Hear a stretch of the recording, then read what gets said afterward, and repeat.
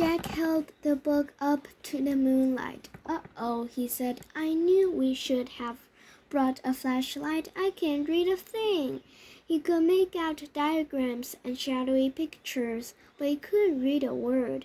"Look at the cover," said Annie. The letters were bigger on the cover. Jack squinted at them. "It's called Hello Moon," he said. Annie gasped. "We're going to the moon?" "Of course not," said Jack. "It's impossible to go to the moon without tons of equipment." "Why?" "There's no air. We couldn't breathe.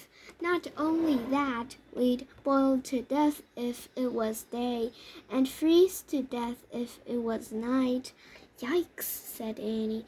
"So where do you think we are going?" "Maybe a place where people train to be astronauts," said Jack. "That sounds neat," said Annie.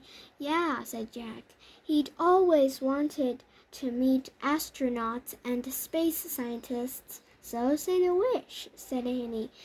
Jack opened the book again. He pointed to a picture of a dome-shaped structure.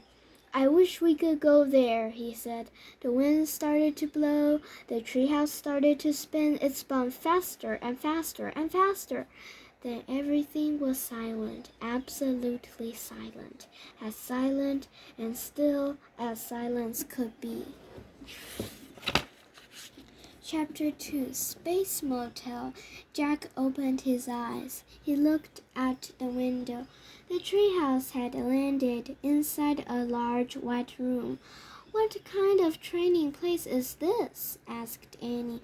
"I don't know," said Jack. The room was round. It had no windows. It had white floors and a curved wall lit by bright lights.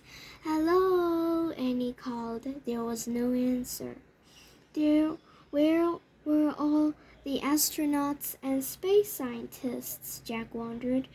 "There's nobody here," said Annie. "How did you know?" said How Jack. do you? "How do you know?" said Jack. "I just feel it," said Annie. "We'd better find out where we are," said Jack. He looked at the page in the moon book. He read the words below the picture of the dome. A moon base was built on the moon in the year 2031.